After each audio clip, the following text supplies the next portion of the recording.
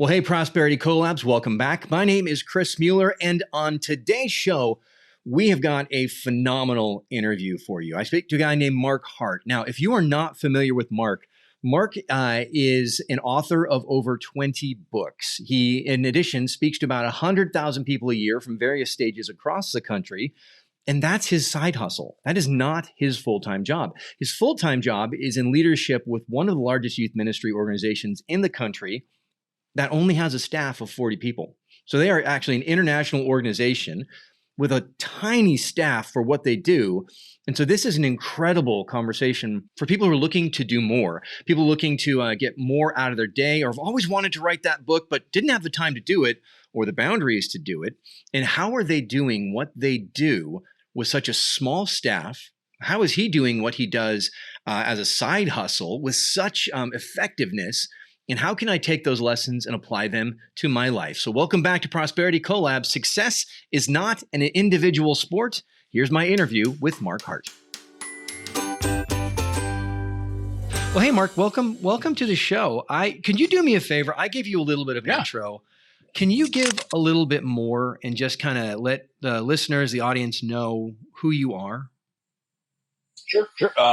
So I'm in my 28th year now of working in full-time ministry. I'm CIO, very important. I'm a CIO for Life Teen International. So we are currently I think we're the largest Catholic youth ministry organization in the world. We're in 24 countries, mainly throughout the United States. And I've had a variety of positions. I probably had 10 or 15 business cards. People still use those? I don't know, over the 28 years, but that's my current gig. I get to work with just really talented people across all the different teams, whether that's our written resources, our video resources, our live events, our training events, our team conferences, our social. So I get to put my fingers on a lot of different pools. It's a lot of fun. Yeah, I mean, it's a big piece, right? And just kind of so a listener can kind of get a sense, because I think sometimes if you're coming from business world, entrepreneur world, they heard ministry and they might not put it together. How many people does Life Team touch every single year, would you guesstimate? That's hard. We have programs where we resource and train. We have programs in middle school or high school in roughly 17 or 1,800 churches right now around the world. So on any given year, we have a touch point in live events with about 100,000 people or more. And then on a church level, probably upwards of $750,000 in the course of the year. Yeah. Kids and their parents. Yeah. Cool. And just, organizationally, it's a very compressed leadership structure, right? And I think that's where there's an entrepreneur could look at that and go, okay, I get some of this. Because so to reach 100,000 people, let's say, right, through, you said 100,000 people through events, 1,700, or 1,800 parish organizations. What kind of team are you running there to be able to do that? Yeah, I mean, right now we have we're a pretty small crew. We only have about 40 employees full time. We also have about 20 missionaries. That's usually college age young adults who commit a year of their life, or sometimes just a 2-year commitment, and they'll live in community, different places, help us out with the different projects, help run our camps and that kind of thing, our retreat centers. But our full time staff is about 40 people, spread over about 4 time zones, all wearing a variety of hats. And then really the people who are boots on the ground are the people who are working at a local church, whether they're full time, part time, volunteer, and we try to be in a relationship with them just to help them, because trying to communicate a message that thousands of years old in a modern context to a modern teenager who has the attention span of a goldfish can be very, very tricky. So we need all hands on deck and as much creativity as we can muster. Yeah. Well, I think that resonated probably with a lot of the listeners who are, there may be a solo man show, right? Or maybe it's them and an admin. And they're feeling overwhelmed with the size of the organization, or even 15 people, but with 40 people, you guys are literally reaching hundreds of thousands of people globally, and that doesn't happen easily, and it doesn't happen on accident, right? And so what I wanted to get into today is that one, I want to talk about leadership because that's a big part of it. But I also, like I mentioned, I want to talk a little bit about you personally too, how you manage that, because, Life Teen's one piece, but I also know you're on stage around the country on a pretty regular basis too. I mean, you have a very active speaking and teaching ministry as well, right? That's still going on, right? That's still a thing. Yeah, that's still going on. Not like it used to be before I was married and had kids. I mean, that was an every weekend kind of thing. But yeah, I'm still on the road, probably more than I'd like. How many people are you talking to annually, do you think? Oh gosh, that depends. If you sprinkle in some of those really big events of like 25,000 people, you probably about on those kinds of years, probably 100,000 people a year. Okay. You take a big event, you back that big event out. Any typical year, probably about 50 to 70. Okay. Right.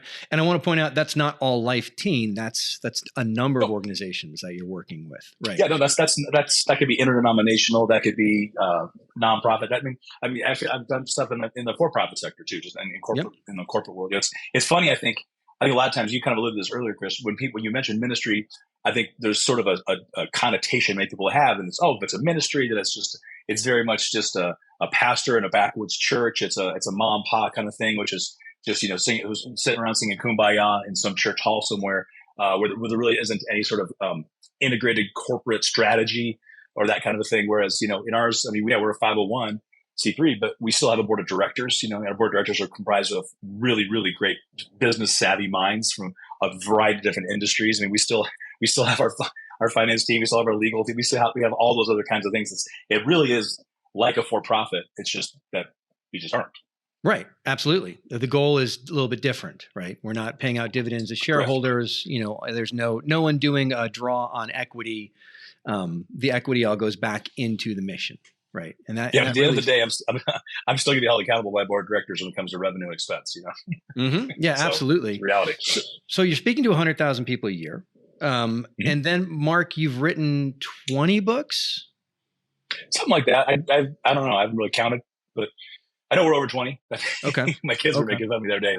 I don't know if I'm not counting because I'm getting older. I can't count anymore. Right. But okay, so to me, so here I am. I'm running two organizations, two large brokerages, about 300-ish agents. I've got a staff of, I don't know, 11, 12, 13. I actually have no idea. I know them. I just haven't counted them, which is odd. Mm-hmm. To the idea of, and I'm speaking around the country, but not on anywhere near the frequency you do or to the crowds that you do, but you throw into that now, write 20 books. You throw in, and I just go, no, I can't. No, I don't even know how you do it. So can I start there? I just want to know, sure. Because in Life Teen is your full-time gig. It's your job, so to speak. The speaking is what I'd call a side gig. Right. It's your mission personally, I think, but it's not what you get paid by Life Teen to do per se. And then the books are like another thing. How do you balance? And then of course you got your family. So give me some insight into the balance that happens there, or, where do you carve time to do this? How do you schedule? What are the tools you're using? Teach me, Mark. Well, that's what little I know, what little I have, I offer freely. Yeah. And I think just for context, it's 20 something, books or whatever. And then there are also video series and things that I've been blessed to write and produce along with ancillary stuff, workbooks and things. And those sort of sidle alongside of that. But that's over a span of 28 years, so it ends up being, maybe like a book or a resource a year, or a couple a year. Mark, I wrote a book that was this big for Life Teen. I remember that book. Yeah. I'm not sure it was very good, and it almost killed me. So it was good. It was good. Yeah, okay, but I think when it comes to well, there's twofold. When it comes to the time management thing, I learned the hard way early on, because it used to be when my wife was pregnant and the kids were littles, and I mean she'd fall asleep at 8:00 and I'm stir crazy and I just open my laptop and it was cathartic. I enjoyed the writing process, not just the creative part, but the actual process, So it was a little earlier, but then, as they get older, and this, you've got older kids too. As your kids get older, their emotional needs change. It's not just their physical change my diaper; it's the emotional process life with me. While I'm plopped down as a teenager. So I started to learn early on the most important word in my vernacular is no. And I think originally I used to feel really guilty if someone was saying, "Will you come for instance, you come speak at this event, and it's going to be from Friday to Monday, and I was so flattered and I was so humbled, and if you're under contract, you feel like you want to give them your best, to be present. But looking back, there were a lot of trips that it could have been shorter, a lot less wear and tear on my body, on my mind, emotionally. It's like when you're traveling back and forth, it's not just the time you're gone from when you walk out the door, you walk back. I mean, it's also a re-entry time because you're coming back and you've been off your time zone, you've been off your diet, probably not off your workout schedule, your sleep schedule. So you're coming in, and that re-entry can be kind of rough because your family, at least if you're married and kids, they stay kind of moving on a treadmill at one clip, and you're kind of coming back in, and it can be real clunky upon re-entry. My wife will tell you we had a lot of knockdown dragouts, coming back because I was coming back wiped, and I started I had to get to a place where I didn't feel guilty telling people no. Where I could just say, hey, thank you for the opportunity, thanks for the invitation. It's just not right for my family, and sometimes people will really receive that, and they'll see that this is about a prioritization of primary vocation and that kind of a thing. Because I don't want to be known as a speaker or an author or a CIO. I want to be known as a husband and a father, first and foremost. And that's how I'm viewed, and that's how I'm going to be viewed. But I think secondarily, once you learn how to say no to the big things, you become better at saying no to the little things, And I had to get to a place where I was okay. This plays in the time management part too. I was okay not being chained to my phone anymore. I think when you're a boss, like you're a boss, right? When you lead people, there is sort of sometimes an unspoken guilt, and this can because of your family of origin, because of the way you were raised. It's because maybe you're trying to get after it, good work ethic, trying to make money, trying to provide, or maybe it's just you're a workaholic, But sometimes there can be this unspoken subconscious guilt that if I'm not chained to my phone, if I'm not checking it constantly, if I'm not getting right back to somebody with a text, or I'm not going to respond to that Slack, if I'm not sending out that email, that somehow you're being outpaced. You're trying to keep up with the Joneses, trying to keep up with maybe other leaders in the industry, trying to keep up with yourself, the standard you hold yourself to. I was raised by a workaholic, and I really had to keep that in check. And I get to a place where I would get home, and it was interfering with my relationships with my kids and with my wife. When they're trying to talk to you, and I don't know if you've ever dealt with this struggle, with this guilt.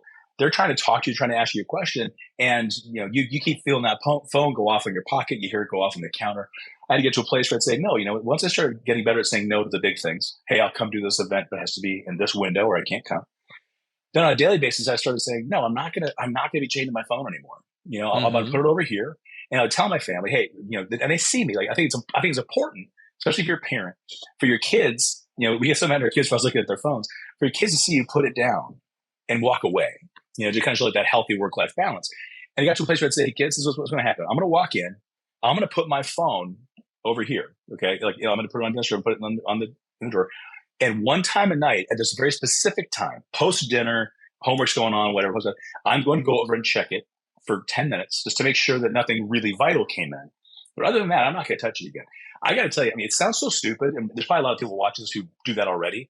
That was a life changer for me, because it really forced me to be intentional in my communication, both interpersonally and through a screen, and it set a standard for even my staff. When I said, hey, if you're going to try and get a hold of me, understand I'm not getting back to you until X time, East Coast, West Coast. And if I don't get back to you at that time, that means that this is not a priority for me. I'll deal with it in the morning. But it also was I didn't plan on this part. It sent a message to my staff to have a healthy work-life balance, and not to be beholden to, oh gosh, the boss just texted me. I got to leave my family and I'll get right back to him.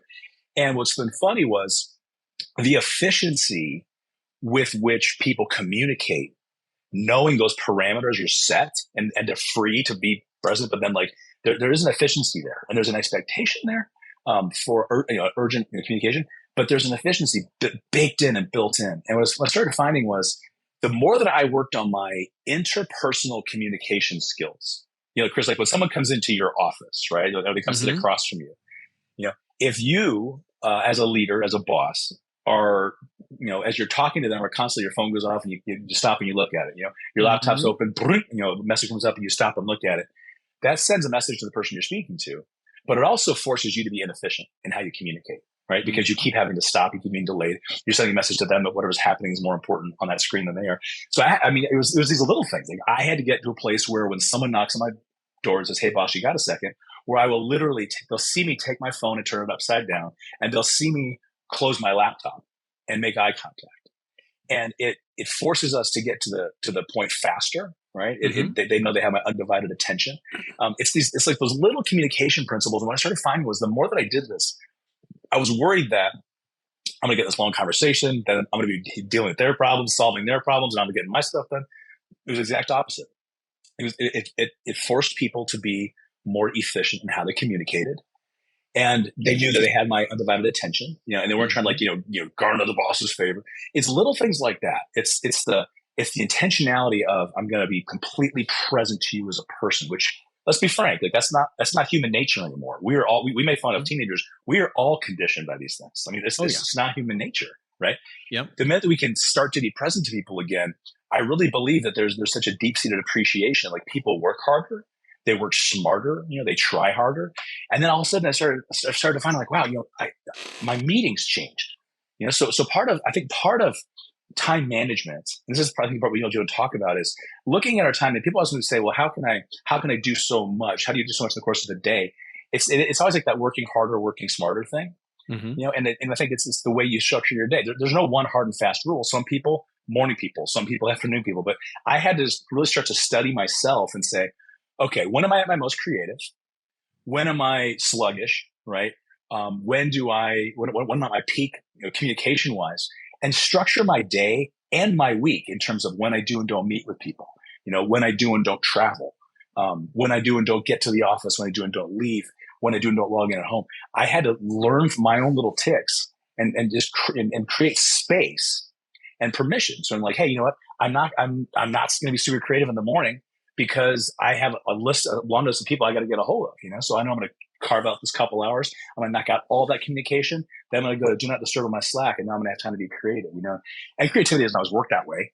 You can't just say, I'm going to be creative at 9:30 in the morning. But to create space, different kinds of space to work on different kinds of things. And what I found in talking to a lot of different captains of industry and men and women who've been really successful is that they all have this similar kind of trend. They don't just pinball around from call to call, from meeting to meeting, from project to project. They create structures and systems with themselves, with their assistant, with their staff, where people know when you are and are not available, and when you are and are not interruptible. And I think you teach people how to treat you, right? It's the same way in a professional sense. The way you structure your life, and being, I'm a Christian man. The way I structure my life, prayer for me is a very important component of that. What time I get up, what time I go to bed. There has to be like a sort of a rhythm to your life. And when you create those rhythms, that starts from the home, and then it emanates out from the home, and it hits your office. And then when you start to see it starts to trickle down to your staff and people you work with, I think people really appreciate it. They appreciate walking into a meeting knowing what you're meeting about. You know what I mean? When they can show up prepared. And that was, I've gone on long enough, but that's another really key thing is most people don't know how to meet or to lead a meeting. I found across industries, you can always tell, and as much as mind numbing, right? When you sit down and the person leading the meeting does not know how to lead it, and you're going like, oh my gosh, like this is worse than traffic school. So even having to take the time to sit down, whether it's a new hire, whether it's somebody you're onboarding, they could be a veteran of industry, still not know how to run a meeting, or they could be green right out of college, but they'll sit down and say, I want to go through a few principles with you on effective communication, on how to run a meeting, on how to prepare people ahead of time to show up prepared. Because what ends up happening? Yeah. Person comes to a meeting, I don't know what the boss wants to talk about. Then he poses a question, she poses a question, I can't answer. And now before you know it, it's like, well, I'll get that data, I'll get back to you. Well, you just cost me 2 days. Whereas if I told you on Monday, this is what I need from you for this meeting on Wednesday, I need you to come prepared. They show up completely prepared. You make the decision and you move on, and you haven't just lost 2 days of productivity, right? Yeah. Man, there's so much I want to back up a couple things. You said, well, okay, let me start. There was a lot there, Mark. But learn to say no to big things. No, learn to say no to big things, to say no to the little things, right? Mm-hmm. I think most people would do that backwards. They'd start kind of cleaning out the cobwebs, but you're saying you can't. It doesn't make it. It's sort of like that illustration, where do you put the sand in the bottle first and then the rocks on top, or do you put the rocks and the sand over it? And if the big stuff in your life is out of order, you're going to get eaten alive by everything, right? And I like that. That was really, I found that to be a very profound approach to it. You mentioned that there was role modeling in that, and learning to say no to the phone and those things. But there's role modeling in it, but there's also teaching people, right? How long did it take when you started saying no to big things, or you started turning off your phone, or you started, it sounds like, just devoting yourself to presence with the people you're with, right? Which is chronically missing in our culture. How long did that take for your team to kind of get with the program? It worked a lot better at home than it did at the office, to be honest. And because I think at home, especially if as your kids are younger, and if you and your spouse are on the same page, it's easier to institute those kinds of sweeping changes. This is, I believe that, like when my wife and I got married, this doesn't sound really nerdy. What do we do? When do we do anything for couples? We'll say, if you're engaged, write a mission statement for your family. It sounds really nerdy and stupid, but we wrote a mission statement. We just said, this is the kind of marriage we want to have, the kind of home we want to have. These are our priorities. This is how we're going to measure our success. So you avoid that trap of trying to keep up with the Joneses. So your success is not just, measured through financials. Yeah.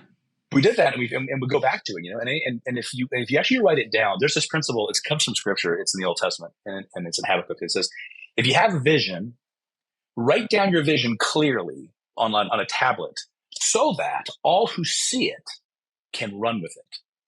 And that's why I think it's so important. Like when you're in a corporate structure, in an office structure, that everyone knows the why. Why do we do what we do?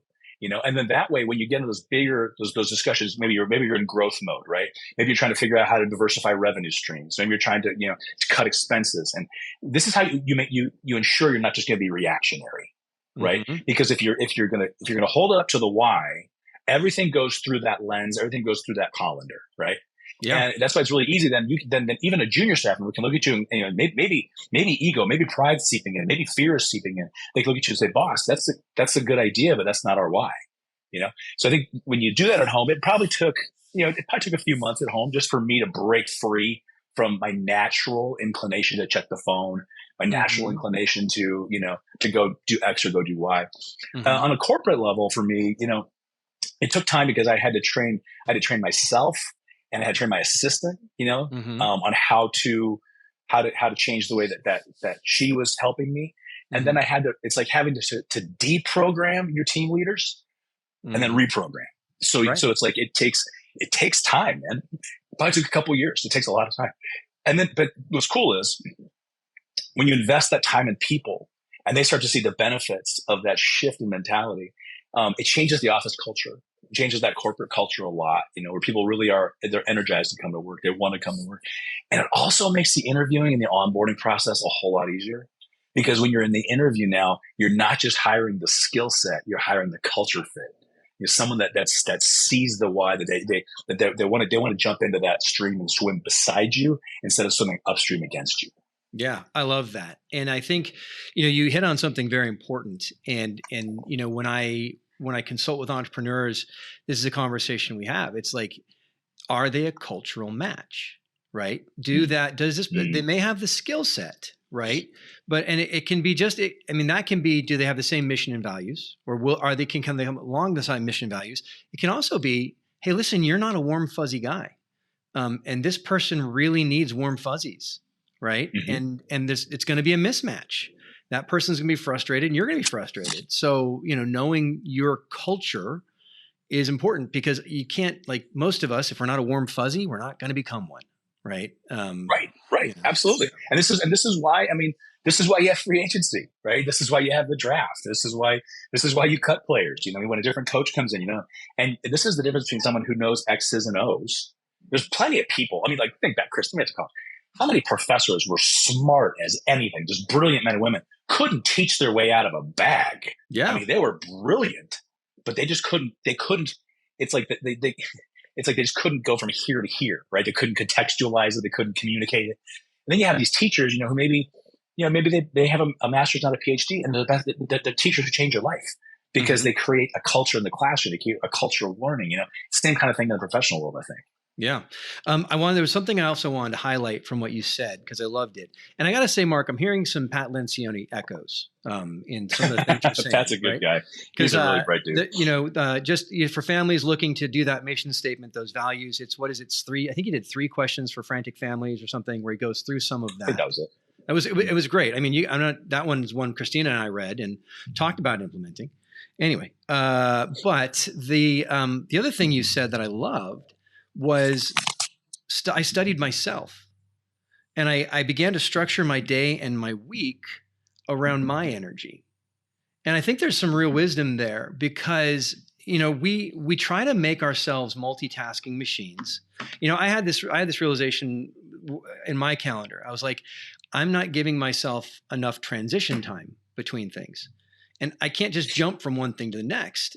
And then it became, well, maybe I don't need to be jumping. Maybe I need to spend a bigger block on one thing, then go take a break, and then spend a block on the other thing. And now I'm thinking, I just need to spend a day on media production, and then spend a day on prospecting or whatever, or spend a day on, so I can manage my energy. And that I thought was great.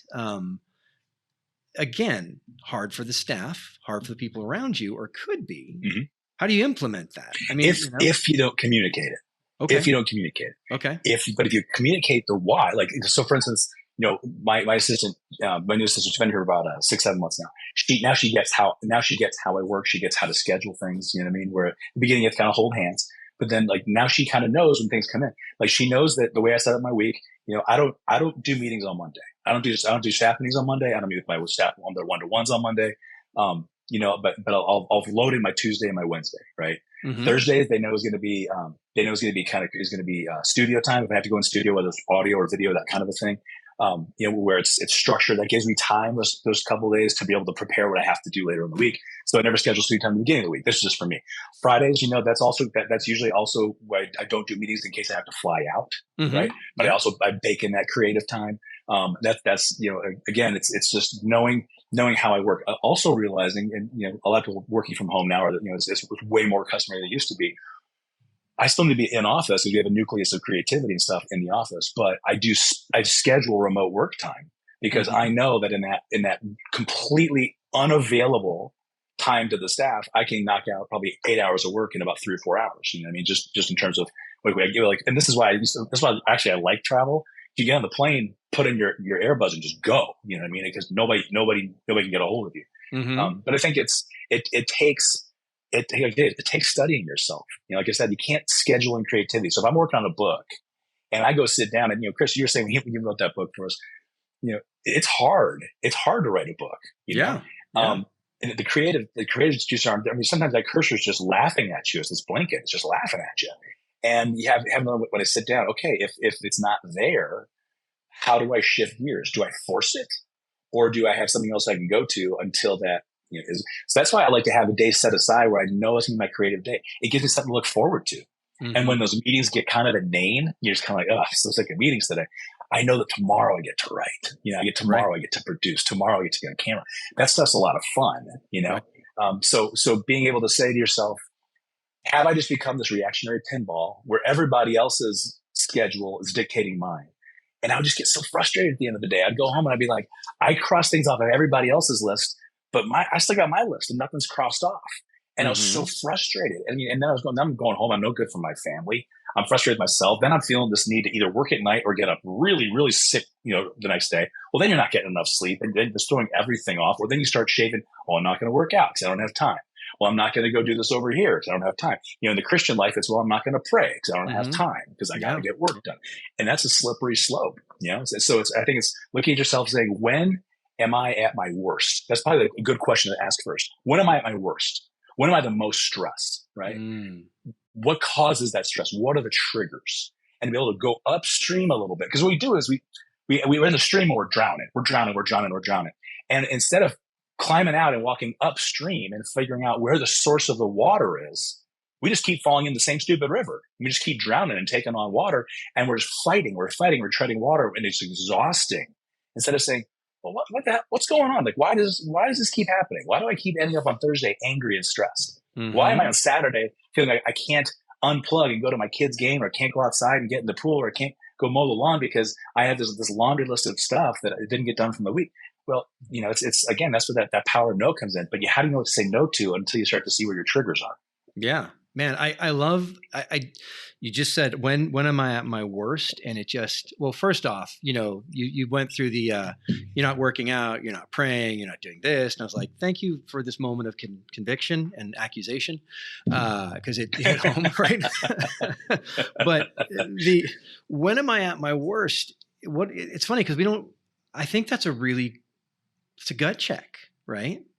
Like what is contributing to me being in this place, right? Why am I sitting in the car and not wanting to get out of it? Why am I just wanting to go play video games? Why am I just wanting to do nothing? You know what I mean? And how did I get here?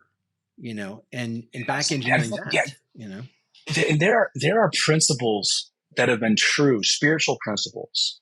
Like I said earlier, I'm a Christian, to pride me. There are principles from monks, from religious sisters, from spiritual thinkers that are hundreds of years old, thousands of years old, that kind of speak to this. And in the Christian life, it's called a daily examine, right? So the precept is that at the end of your day, when your head hits the pillow, before you go to sleep, you really walk through your day. You examine your day, right?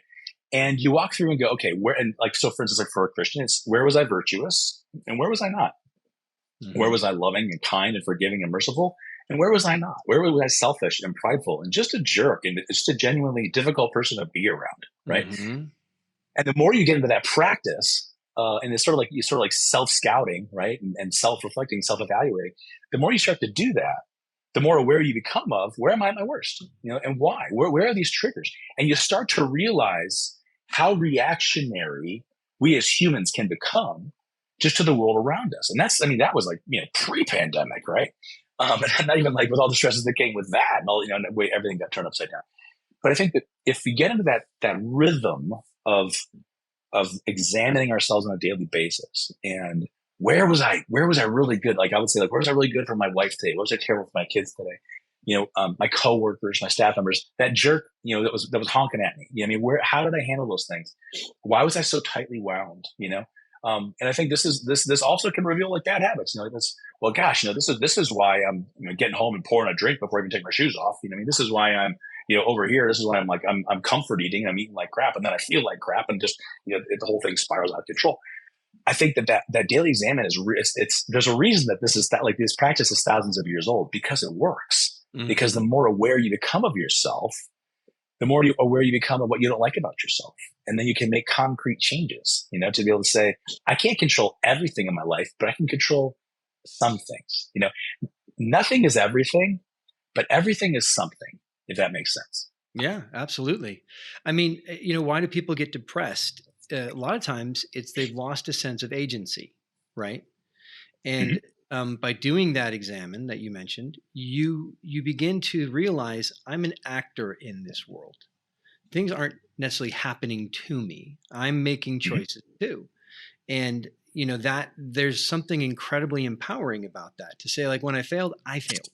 And when I did, when this happened good for me, it was, those things, but I was moving, I was making choices, I made decisions, and I have to own those, right? And how can I make better ones tomorrow, right? And everything in our culture wants to rob us of that space, right? There's, gosh, man, the bathroom isn't even a place to think anymore. And it's right. Seriously, right? They did a study of phones, and they found that they're just covered. Anyway, I won't get into the gross, but they're just disgusting because we bring them in the bathroom, right? Right. There's a lot of talk of mindfulness and gratitude. And, when I speak on this, Philippians 4:6-9, right? Make your requests known to God. Essentially, you have a peace that surpasses all understanding. And then if there's anything good in your life, anything worthy of excellence, anything, that focus on these things, right? And when I talk about it, I say, this is the Bible, but if you're not a believer, it's ancient wisdom, right? Because it's true, right? Because if you want to see blessing, you have to look for it, right? And if you hold on to everything you're all upset and worried about all the time, then that's all you're going to see, right? And so taking that time to really reflect what was good, what was bad, what did I do, what was my thing, how can I give that up, how can I move on? It's really powerful, you know. Yeah, and truthfully, whether this is wisdom like gained through life experience, through failure, through struggle, through obstacle, through success, you know, professional, financial, whatever, it's about like there's difference between wisdom and knowledge. You know what I mean? And wisdom is really is more invaluable. You know, really more invaluable. You know, and whether you're trying to pass on that wisdom to your kids or your grandkids, or whether you're trying to pass that wisdom along to your staff, you know, and your customer base, you know, there's nothing more valuable than true wisdom. But to become wise, you really have to become you have to be a constant student. You know, a student of yourself, a student of the culture around you, and you have to be introspective and reflective. You know, that's why I think, like, I always suggest journaling is a really, really great exercise. Whether you're doing it through like a peripheral lens or just a self-discovery lens, journaling is really invaluable, because when you really are alone with your thoughts, you know, and your thoughts go on parade, you can pretty quickly figure out how much manure is on the parade route. You know what I mean? Like what really makes you tick, and what really where your biases are and your pride is. It's really it's fascinating, and what's even more fascinating is if you get in the practice of journaling, and you go back months later or a couple years later, and you read where you were at, and you can actually hopefully see growth, right? You can actually see where you've grown wiser in certain areas just because of self-reflection. Yeah. You know, I was reading I think it was 10 times is easier than 2 times. And he talked about the author kept a journal of his wants, which to me sounded very contrary. It sounded just like very selfish, but just my wants. But you know what? I'll give it a try. So I was writing down my wants every day. And the first day it was like a Ferrari, California, you know, Spider, 1957, you know, and dumb things, you know. And about 2 weeks in, it was, man, I want to be fulfilled. I want great relationship with my kids. And it was amazing how quickly that journaling became, I want to win the lotto. I do. But 2, you know, no, I want to feel respected amongst my community. I want, you know, it became like really boiling down to, where am I making compromises in my life? You know, and the things that really are impacting the quality of my life, right? And you know, it was just putting down on paper, you know, and just allowing that moment, that peace, that self-reflection, to like, what do I really want? You know, but same thing if you're going to be journaling blessing. Same thing if you're going to be just journaling a mind dump, right? You know, Mark, this is a hill I'm going to die on. Have you ever read the Federalist Papers? No, I haven't. Okay, it is no, I mean, the Federalist Papers, there were newspaper articles written to the common man to demonstrate the value of this new Constitution, right? And if you try to read them as a modern person, you're like, we can't understand it. It's written in such precise language. And it just strikes me, man, they weren't distracted all the time. Language was the way they communicated. And so they were communicating so much more effectively and at such a higher level. They weren't smarter than us, right? This was written for newspaper articles, but we're so busy on the Insta, right, or whatever, that we don't reflect, we don't think. And so now the only word we have to describe something is the F word, right? And there's just not that level of thought anymore, right? No, and I think we're so accustomed to now being sort of spoon-fed. I mean, think about how popular blogs were years ago, right? Yeah. And then it went from like, you would read a blog, it could be 1,500, 1,800 words. That's substantial. Then it got to a place where if you had to swipe it up more than once, it was like, oh, it's just too much. You know, now it's just, I just want to watch the video on YouTube. Well, now the video on YouTube is too long. Well, now I just want to watch, you know, I want to see the keynote, and the keynote became a TED Talk, and the TED Talk became a reel, right? It's like, give it to me, spoon feed it to me. That's why, you know, I laugh, you know, I like spiritual reading from really, really kind of dense spiritual writers. But I had to train myself, like, you can't read dense stuff or true wisdom, like the Federalist thing. You can't read this stuff if you're going to read with the Western mindset of, I just have to read, I have to get as much reading done as I can before I fall asleep, left to right. As many pages as I can turn, as many paragraphs I can consume. I mean, there's a Catholic Pope, his name's Pope Benedict, and he's a very, very brilliant theologian. He was a very dense writer. And I had to be okay with reading one page in a day. and maybe having to reread the page, a few paragraphs several times, just to fully appreciate and comprehend the depth of thought. But sometimes it's like we've been so accustomed to being spoon-fed that if we get to something, whether it's a challenging article online or like a challenging passage in a book or something, we're like, oh, it's not for me. And we toss it to the side instead of actually getting in and plotting through it. You know what I mean? Because there's a discipline there, that's what's required. I'm saying it's not about how fast I can finish the book. It's about how I can extract the depth of the wisdom that's being poured out from page to page. You know what I mean? Yeah. Well, and there's the truth of you can't be good at anything unless you're willing to be bad at it. Right? Exactly. Yes. Yes. So, Mark, we've tiptoed close to this a couple of times. I want to jump in though. Mm-hmm. You are an incredibly funny human being. And I have laughed. I first met Mark on a stage. I mean, you were on stage and I was in a big group and you were giving talks and I just laughed at points to pain. The muscles in the back of my head hurt. But then could turn on a dime to really deliver a very impactful moment of wow. Right. You have a gift in that. It's a giftedness. Right. And I would say, this is your $1,000 an hour thing, right? And I joke around. I think the only thing I'm good at in this life is talking. It's all I do well. You are, but you are, you have this talent. You've got these natural abilities. How do you leverage that? I mean, so obviously you can't go into your job, in Life Teen, and just give talks all the time. So how do you leverage your unique strengths? I mean, you were a stand-up comic, right? You've done a lot of really interesting things. How do you leverage those $1,000 activities, your unique abilities, your unique talents? How do you lead and leverage that to be successful in everything that you're doing? That's a really great question. It's insightful. I guess I'd say it starts with a self-awareness. What made Chris Farley such a genius, right? What makes Kevin James so funny, whether it's King of Queens or Paul Blart, is an awareness of how you are viewed by others, right? Mm-hmm. It's an awareness of when someone looks at you, what is the lens they're seeing you through? And especially if you're speaking, right? You're not doing, because comedy is a different beast, but if you're speaking, me getting on the stage and going, I'm not a PhD. I'm not one of these guys that's got like a beard and a pipe and patches on the elbows. I'm just not. I'm not trying to be someone I'm not. I'm not trying to come across like I got all the answers. You know what I mean? Like it was one quick example. One of my publishers came and they asked my wife and I to write a book for parents, and we started laughing out loud. I'm like, I'm the last person in the world who's writing a parenting book. And my wife and I went out for a glass of wine that night. And I'm like, can you believe this? Like, they actually want us to write a book. And she's like, oh my gosh, we're a train wreck. Like, we shouldn't write a book for parents. And then I started laughing. I said, that's what we should do. And she said, what? I said, we should write a book about all of our parenting failures, like about all of our mistakes. Like, that would be a good read. Like, that would be funny.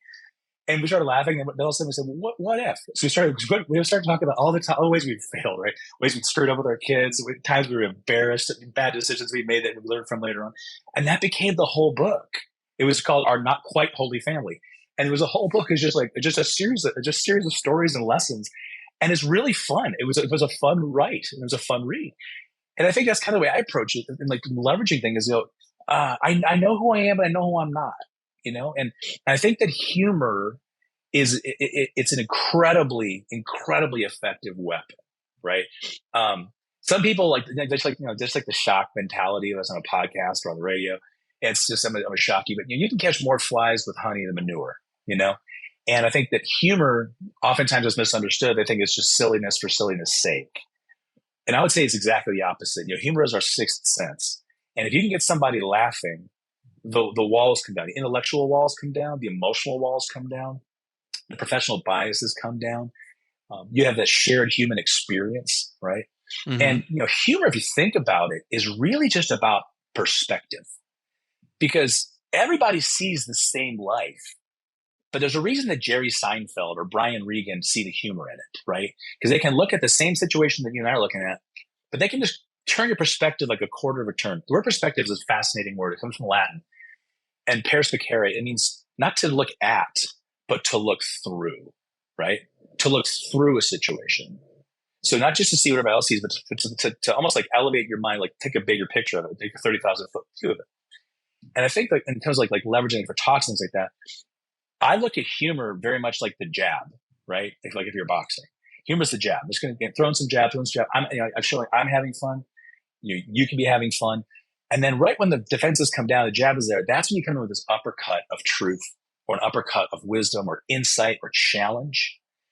But the uppercut hurts if you haven't had the jab going a little bit, Whereas it softens the blow a little bit. It allows it to arrive differently because now if I show I can have some fun, if I show that I'm imperfect, that I'm a mess, that kind of a thing, in all sincerity, if I'm showing that and I can humanize myself, that I'm not just some guy up on a stage with a microphone who's getting paid, but I'm the only difference between you and I is that I just happen to have the microphone right now, but we're the same person, But it allows the humor is the jab that really sets up everything else. So it's not silliness for silliness' sake. It's purposeful and in a way strategic, which doesn't mean it's insincere or improvisational. It just means it's strategic. Like there's a reason for it, And when you are speaking, and you know this as well as anybody, because you're a tremendous speaker.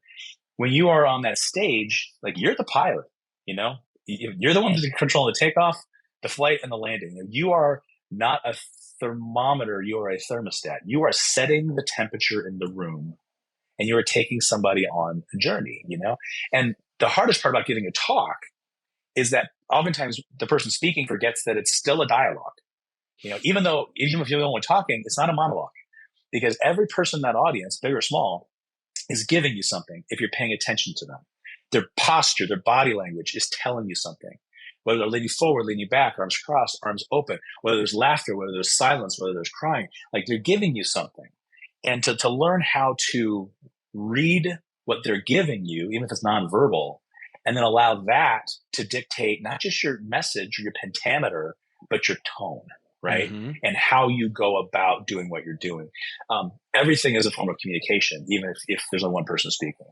Yeah, I love that. And I think as leaders, as business people, we're in front of groups a lot, whether that's your staff, whether that's customers, whatever you're presenting. And you just nailed something. It's always a dialogue.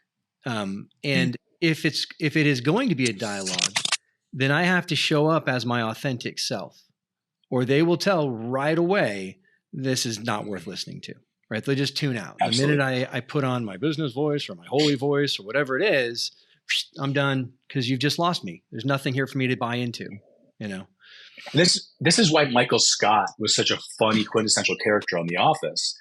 Is because the character always had the inability to read the room, right, with his own staff, right? So which leads to all kinds of problems and hijinks and everything else. But he couldn't ever read the room. He was always about what he was trying to communicate, not what they were communicating back to him. Mm-hmm. Yeah. Hey, so this is clearly your $1,000 an activity. Or $1,000 an hour activity. I mean, this is where I think. I mean, I know my take is you are alive on the stage, right? It's one of that point where you're like, yeah, this is what I love. I love to do this. I'm good at it. I'm writing, the radio show, all of these things you've done. You've figured that out, right? And that opened the door to this and opened the door to that. If I'm an entrepreneur and I'm not clear on what my $1,000 an activity is, right? What's your advice? How does someone, like for me, I like I say, I joke around about it. I'm good at talking. It's pretty much all I am. And so I try to do my strengths and I surround myself with people who are good at other things because I'm really good at what I'm good at and I'm really bad at the other stuff, right? How do you help someone, or how would someone begin to discern those things that they're uniquely positioned to be a master of? Right. And master doesn't mean competency. It means you do it in a way that somebody else can't do it that way. Right. Mm-hmm. Yeah. I think it starts with delineating what is a skill set and what should just remain a hobby. Right. Mm-hmm. It's okay that some things are hobbies. Some people want to be a professional athlete, but you know what? They're made for the rec league. You know what I mean? And that's okay. You know what I mean? Don't stop playing. Keep going out and keep playing.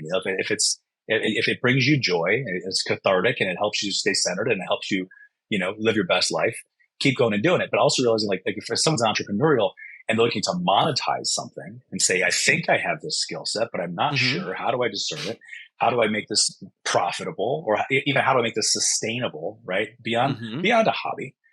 When it could be something like podcasting. It could be something like, video producing. It could be speaking, it could be writing, anything.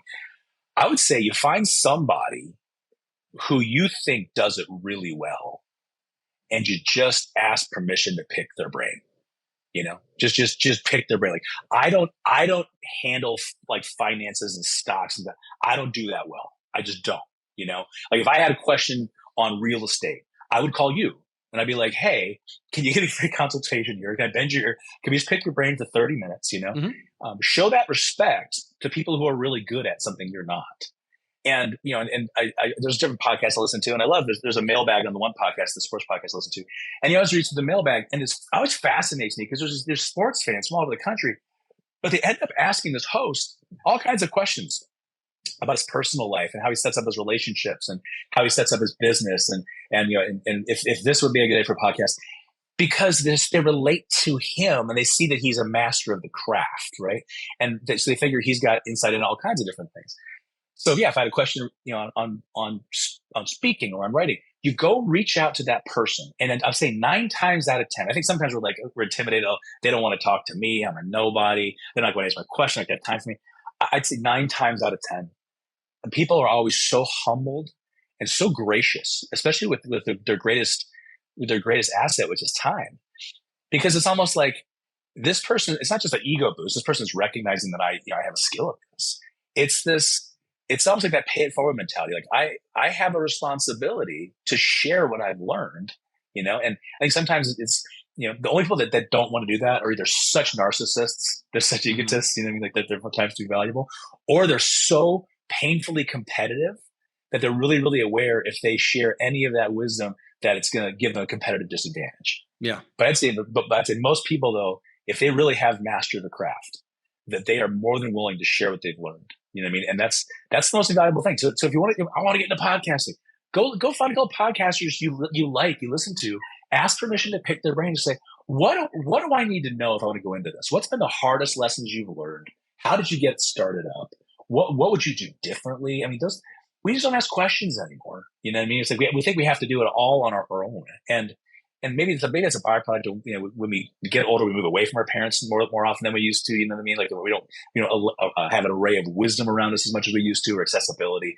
But I tell you, I mean, over the years, the last 3 decades, I have had so many people, young and old, come and say, "Hey, can you help me break into writing? Hey, can you help me break into speaking? Hey, can you help me?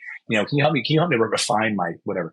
And I'm always so humbled. I'm always just like, why don't you want to ask me? Like, okay, like, I love to help you. You know what I mean? Because I think it's one of the greatest gifts in the world is to be able to share not just your successes, but your failures. Say, this is what I learned the hard way. And I wish someone would have told smug, narcissistic 21-year-old Mark, don't be an idiot, Yeah. Well, I can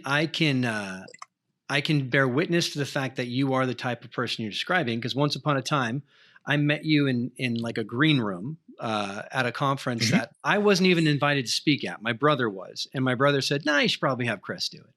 And you were keynoting that. And I just met you. We just chatted, behind stage. I was a little bit, because I'd seen you on multiple events at this point and been watching. And so a little intimidated. But then a couple months later, I had a talk that someone had encouraged me to, pursue this. And so I sent you a video and I said, "Mark, I know we met this one time. I'd love for you to take a look at this. And what do you think? Do you think this is something I should do?" And you were very gracious and you said, "No, I think you have some talent." And within a matter of, a month or two, I think I was on a stage in San Antonio talking to teenagers in an amusement park. Yeah. I remember that video too. Didn't it start? You got on stage and someone had set up a ladder. Yeah. Yep. By the band, and they hadn't moved it, right? Yep. Yeah. And as you're starting, you walked over, and I'm like, is he gonna leave that ladder there? Like, you walked over, and as you're starting your talk, you were literally moving this ladder. I'll never forget it. Yeah. And I thought to myself, I'm like, a lot of people would have been like, I'm just so focused on what I have to say that if I stop and move this impediment, I'm going to break my flow mentally. But I was like, he's a natural, because if you saw and you're like, if I don't move this impediment, that's what's going to break my flow. Like, it was confidence enough in yourself and your message to say, it's going to be a little clunky coming out of the gate, not because of anything you did, because of something someone else didn't do. Sure. You know, sure. but also enough confidence in your message and yourself and in the room to be able to say, I can go do this, and I'm not going to let this destroy everything else. I thought that was really smart on your part. Yeah, well, thank you. I can't believe I remember that. It's so weird. Yeah, my ladder. Well, and the confidence to send the video with the stupid ladder to the guy. That's not. All right. Hey, we're coming in on a close, and I want to land the plane here. There are a lot of entrepreneurs out there, a lot of business people, a lot of salespeople who are people of faith, right? And they don't know where that line is. Where is there a line? How do I live an integrated life? And now Life Teen is obviously a faith-based organization, right? And you do a lot of speaking to faith-based people. But I mean, I think here's my take. I think in some respects, it's almost harder to live your faith in a faith-based business, because you always have that's hypocritical and this is that. No. So how does a person, how do you authentically live out your faith, obviously in Life Teen? How would you recommend someone who maybe isn't in a faith-based industry to live an integrated life, to go out and do that? I think it takes redefining what we consider integrated, and redefining what, like in faith-based, what we would call evangelization, or what sharing the gospel looks like. There's a misnomer that for me to share the gospel, I have to have a Bible in hand on a street corner. I have to quote chapter and verse and everything I say and do. I have to look at everybody and tell them that Jesus Christ is my personal Lord and Savior in every conversation. Whereas that would be easier. It's what's more difficult is, it's 5 o'clock in the morning on a Monday, and you're into the TSA line at the airport, and you want to kill everybody within the 5 square foot radius, because you haven't had your coffee and you're angry and you're off your time. And that's the harder part. And I think realizing, how do you integrate it? The way I integrate it is I start every single day and I end every single day with prayer. And I also create stopping points in the course of my day, even if it's just for 30 seconds or 60 seconds, to pray. Now, if you're not a person of prayer, that might just be personal meditation. That could be taking 2 minutes and just exhaling. That could be creating a 5-minute stopgap where you go outside and take a walk to the parking lot. It's about knowing your own tics and things. But just taking that time to exhale, to breathe, right? And to integrate, I would say integrate mind, body, spirit, right? Because we're all mind, body, spirit. And I think, and that sounds very like, kind of new agey and holistic. I don't mean it in that way. I just mean that, to be able to make sure that, that our body isn't leading our mind into a bad space because we're reactionary, because we're hangry. That our mind isn't leading our body into a bad space because, we're just stressed. You know what I mean? And that's why I think when you bring that third part, the prayerful part, the meditation part, that's where the proper integration happens, because it doesn't ensure, but it lessens the reactionism of life, right? So that, because crap's going to happen, in the gospel, there's this one line in the Gospel of John, and Jesus looks at his followers and he says, "In your life you will have trouble. I'm telling you this so that you'll be peaceful." Mm-hmm. Now think about how randomly are you kidding? Think about what he was saying. Hey, everybody, come here, pull up a rock. In your life, you're going to have trouble. And I'm telling this so that you'll be at peace. And I was like to imagine like one of his followers putting their hand up going, what the crap does that mean? Like, how is that supposed to be comforting to me? But if you go into your day realizing like, hey, you know what? Life's too short. The only reason to take this life too seriously, if this is your only one, if you're just living for the world.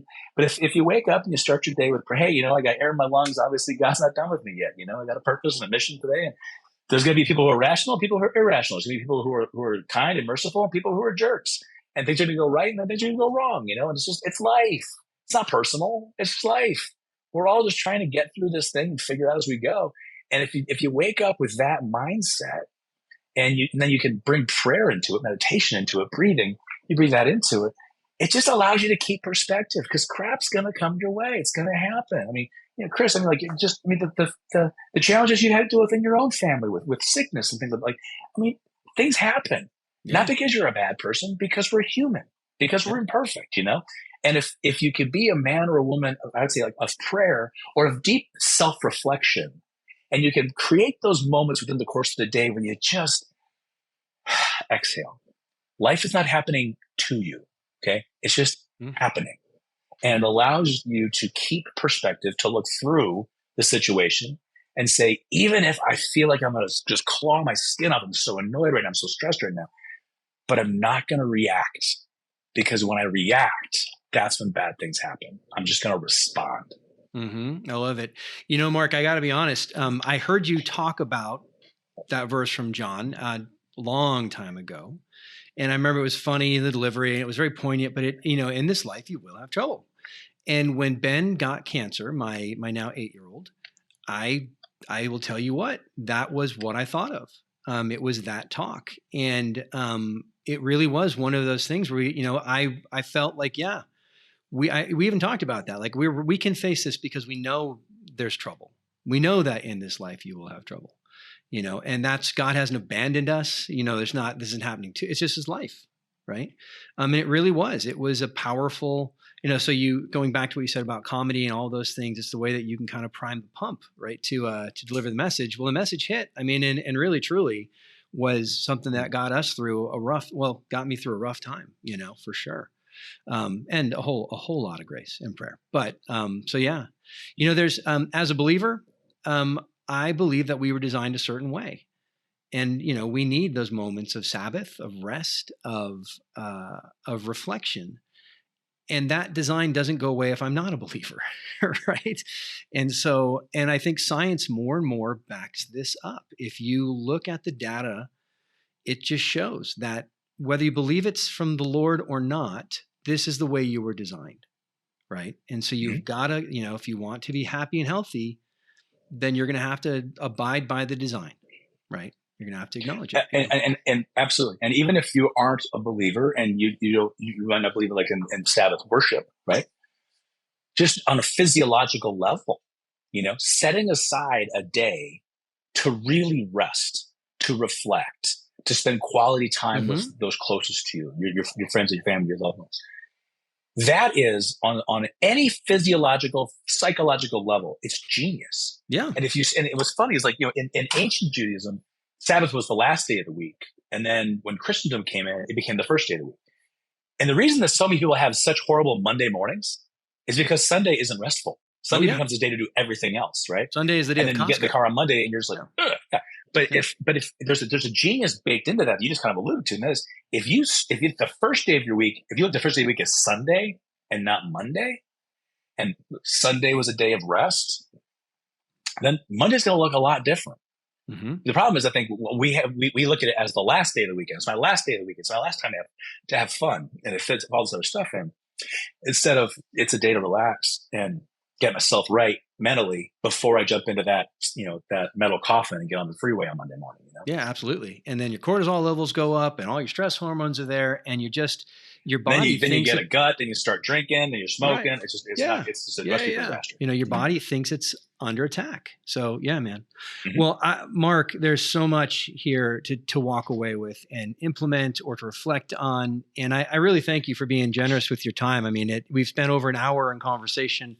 I think there's just a lot I'm going to walk away with and reflect on. And I hope to our listeners the same thing. Any last words before we sign off this conversation? No, I think it's so cool what you're doing, Chris. I really, really do. You're being very humble before. You're a man of many, many talents, and you can do a whole lot of things. And I love the fact that you would actually purposefully put the time in to produce this and to be able to not just grant people different platforms, but to be able to really walk with people, you know what I mean? And help them become, not just say best version of themselves. That sounds very cliche, but really to I would say, unleash the hidden greatness within. I love that. And I think a lot of the times we don't even know what we're capable of until someone else helps us see something in ourselves we don't see, or helps us unleash something in ourselves maybe we've been afraid to unleash or haven't known how to. So I think what you're doing is really, really cool. And I just want to say to anybody listening, anybody watching, I'm a believer. God doesn't make mistakes. And God is a divine designer, and he creates us all with purpose and intentionality.